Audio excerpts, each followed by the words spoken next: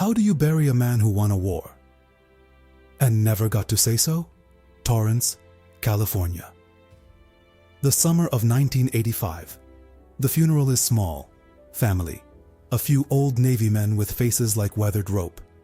The man in the casket is 85 years old, and for the last 4 decades of his life, he carried a secret that would have made him a legend. He was the reason America won the Battle of Midway, the turning point of the entire Pacific War.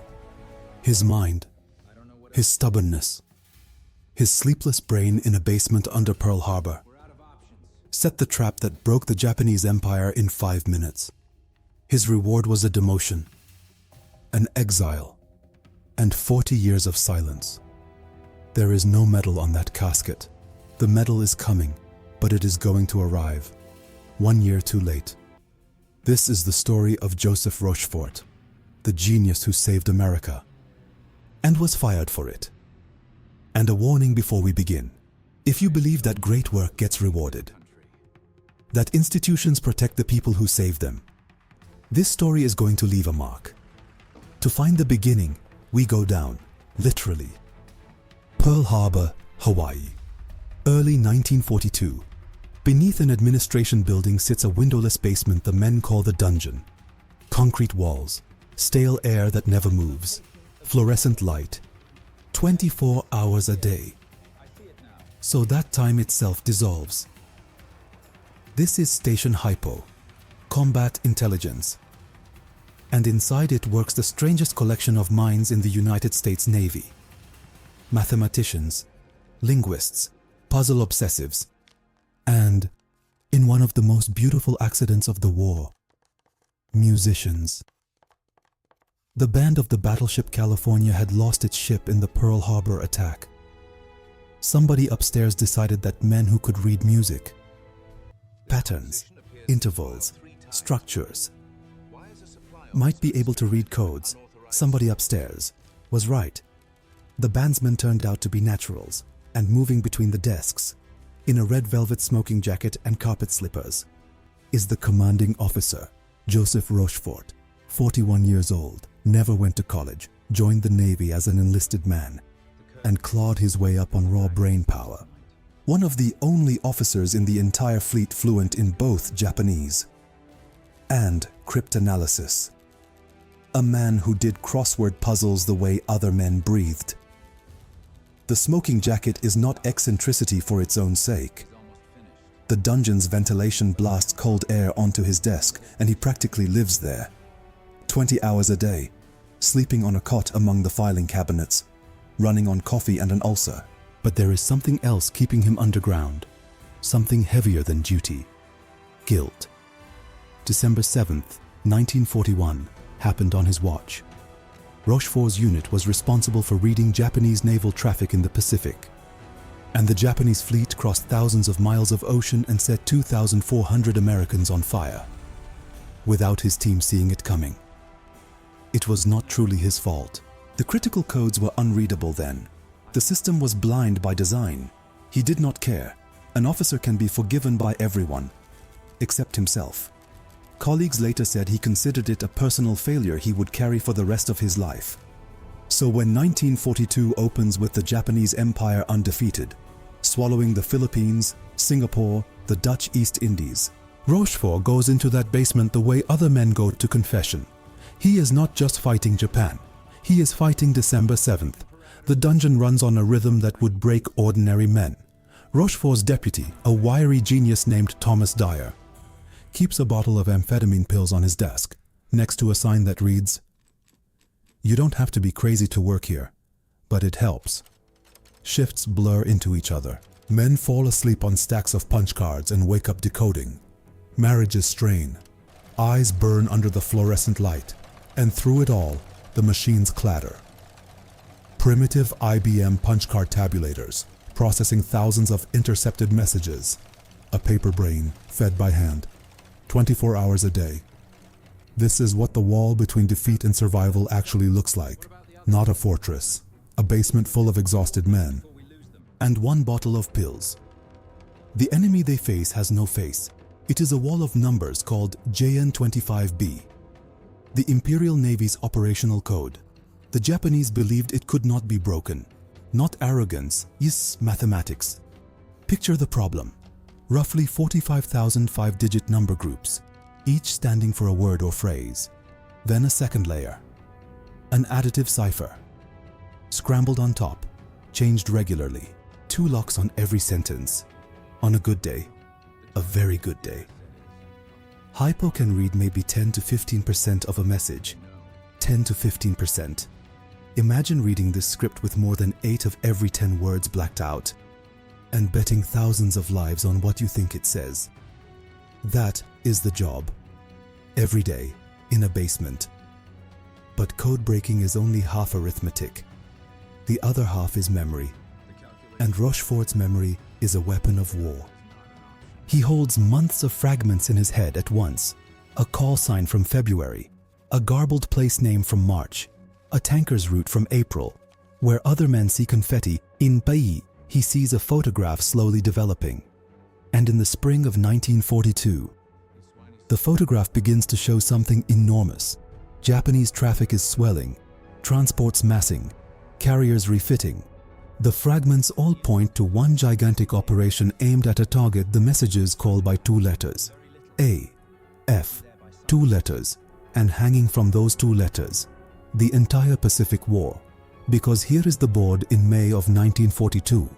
America has exactly 3, arguably 4, aircraft carriers in the Pacific. Japan can put 6 fleet carriers to sea, screened by the mightiest battleships on Earth.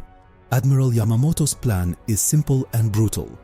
Threaten a target America must defend, drag those last carriers out, and kill them. If it works, the west coast lies open. Hawaii falls under siege.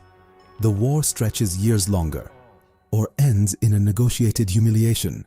Whoever guesses AF correctly wins the ocean. And there is a ghost at this table. Her name is Coral Sea. In early May, Rochefort's warnings had already given Nimitz one ambush. An American fleet waiting for a Japanese thrust toward Port Moresby. The battle stopped the enemy for the first time in the war, but it cost the carrier Lexington, burning and sinking with the fleet watching. And it proved something chilling to both sides.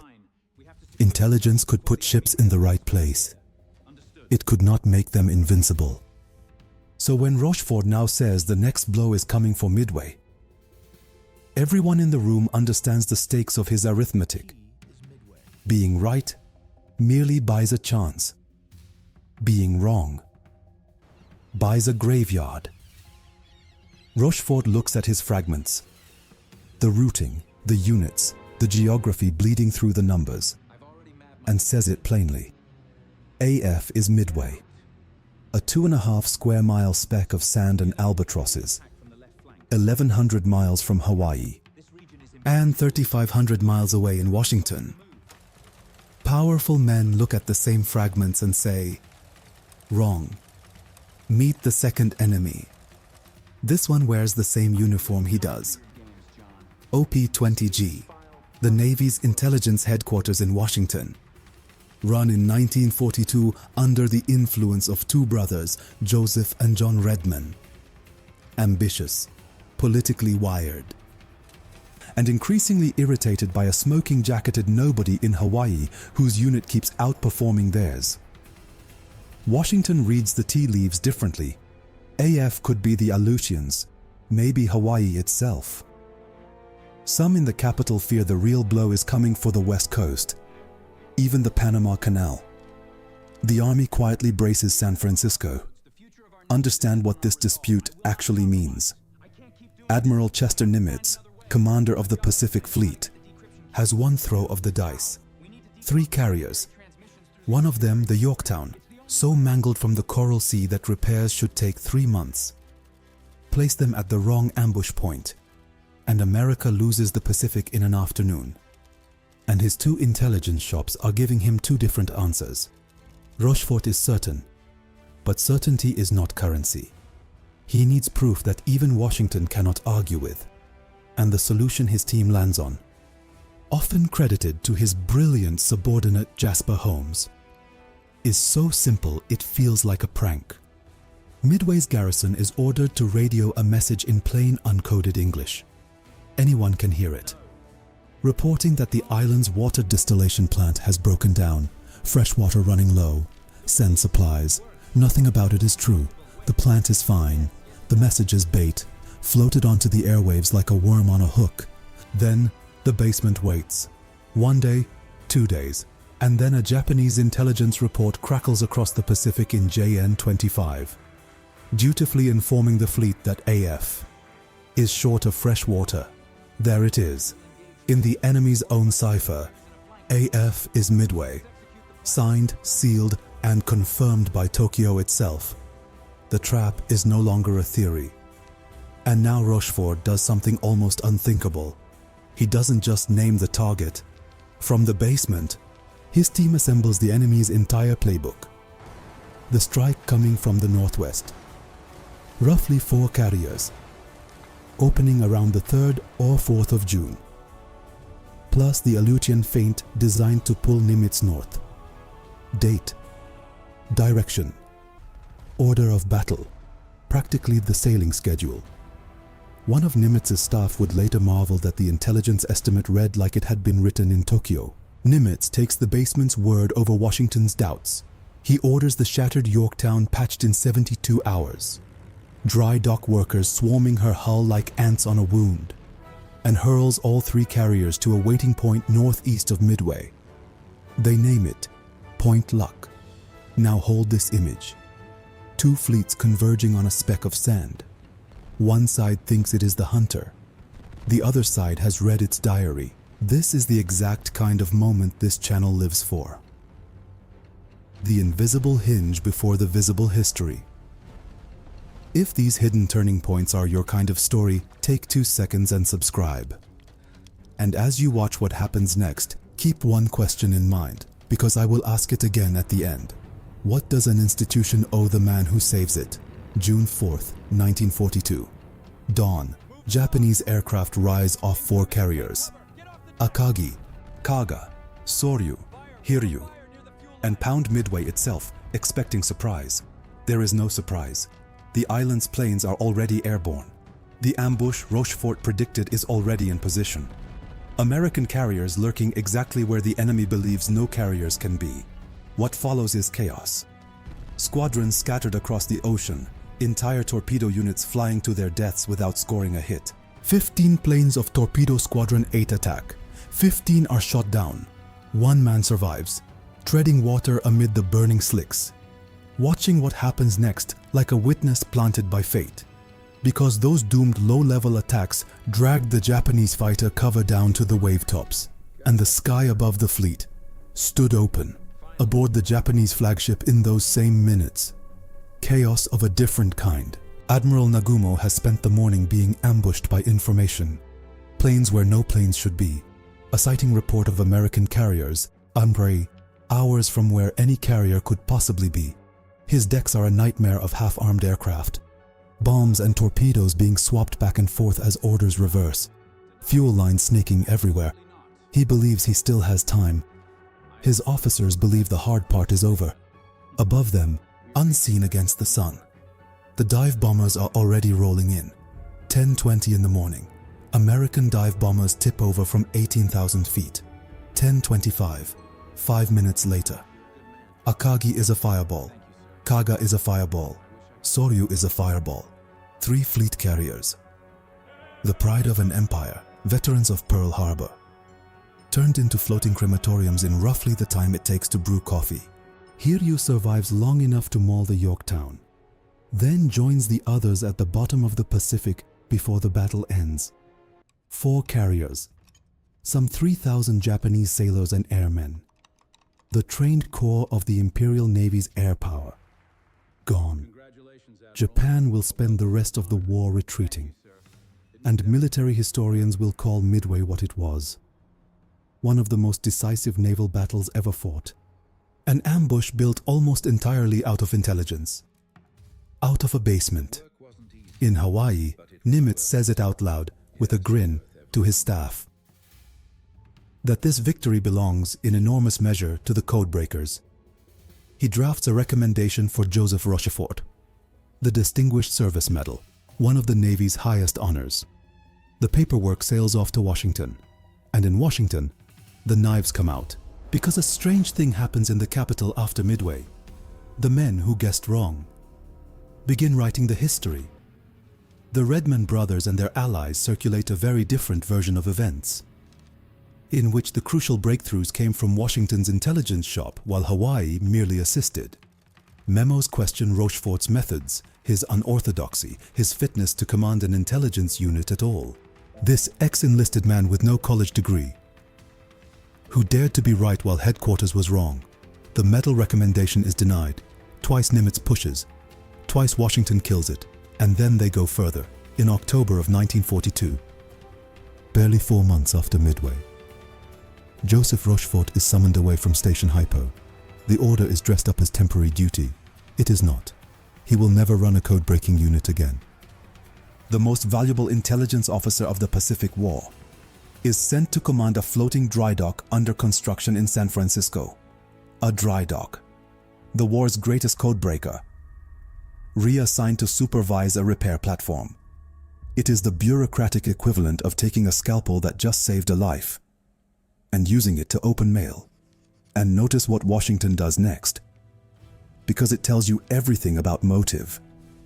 With Rochefort gone, his beloved Station Hypo is reorganized, folded more tightly under the capital's control. The rivals who claimed the credit now inherit the kingdom. Promotions flow. The Red Man network rises. One of the brothers ends the war a rear admiral. Meanwhile, the Navy quietly discovers what it threw away. Rochefort's replacement is competent, but colleagues would say for years that no one ever matched the old man's feel for the enemy's mind. That strange fusion of language, mathematics, and obsession. You can reassign a genius in an afternoon. Replacing one takes a generation. Sit with the size of that for a second. This is the man whose brain shortened the Pacific War by months, perhaps years. Some of the fiercest battles ever fought. Guadalcanal, the Philippine Sea, would be fought against an enemy already crippled by the losses his ambush inflicted. Count the lives inside that arithmetic. Every campaign a weakened Japan could no longer win. Every invasion that faced 4 fewer carriers. Every son who came home because the war turned in June of 1942 instead of 1944. That is what got filed away in San Francisco Harbor. Not because he failed, because he embarrassed the men above him by succeeding. And now comes the part of Rochefort's character that will either break your heart or teach you something. He never fights back. Friends urge him to protest, to write, to campaign. He refuses. He believes an officer does not lobby for his own decoration, that the work should speak or nothing should. Offered assignments beneath him, he serves them well. He finishes the war usefully and quietly, and after it, slips into civilian life, a name almost no one knows. The records stay classified. The rival's version stays official. And for decades, when the story of Midway is told, the basement barely appears. He grows old in California carrying the full truth in silence. The same discipline that broke JN-25, now aimed at his own pride. Only once does the mask slip into words, in an interview late in life. He summed up his philosophy simply, that an officer's reward is the knowledge that he did his job, and that this had to be enough. It should never have had to be. But buried truth behaves like a seed. Give it time and pressure, and it splits stone. The stone begins cracking in the 1970s and 80s. Wartime intelligence files are declassified. Historians finally read the raw traffic, the memos, the dates. And the official story starts dissolving on contact, and one man turns the crack into a demolition. Rear Admiral Edwin Layton, Nimitz's own intelligence officer, Rochefort's closest ally in 1942, spends his final years assembling the documented truth, name by name, message by message. His book lands in 1985 with a title that is itself a testimony. And I was there. The record now says plainly what Hawaii always knew. Station hypo called Midway. Rochefort was right. Washington was wrong. And then Washington buried the man who proved it. The campaign for his medal roars back to life. Veterans, historians, admirals now on the right side of history. Joseph Rochefort dies in July of 1985, at 85 years old, while the paperwork is still moving. He misses it by months. In 1986, at the White House, President Ronald Reagan awards Joseph J. Rochefort the Distinguished Service Medal, the same decoration Nimitz demanded in June of 1942.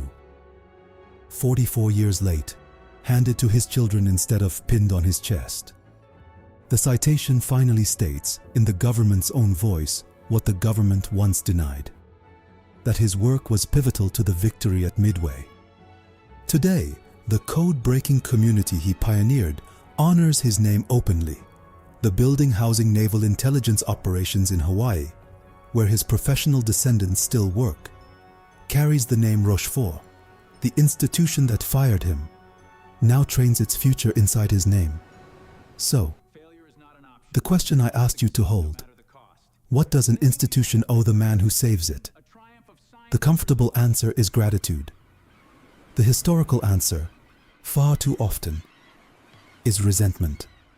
Because a person who is spectacularly right exposes everyone who was wrong, and wounded pride has outlived empires. Rochefort's genius broke a code no one could break. But his story exposes a second code, older, uglier, still running in offices and institutions everywhere today. The code that says credit flows upward, that being right too loudly is a threat, that the reward for excellence is exile. That one has never been broken. And yet, the lie needed committees, memos, and rank to survive. And it still collapsed. The truth needed only to be true. It sat in the files for 40 years, patient as mathematics, and outlived every man who buried it. They took his medal, they took his command, they took his place in the story. The one thing they could not take was that on the morning of June 4th, 1942, the ocean itself moved according to what a man in a red smoking jacket had written in a basement. Titles are issued, greatness is not. So here is your question for the comments. And be honest, if you were Rochefort, would you have stayed silent like he did? Or fought for the credit? I read the answers, and I genuinely want to know where you stand. And if you want more stories of the brilliant, buried, and finally vindicated, subscribe. There is a long shelf of them. And we are just getting started.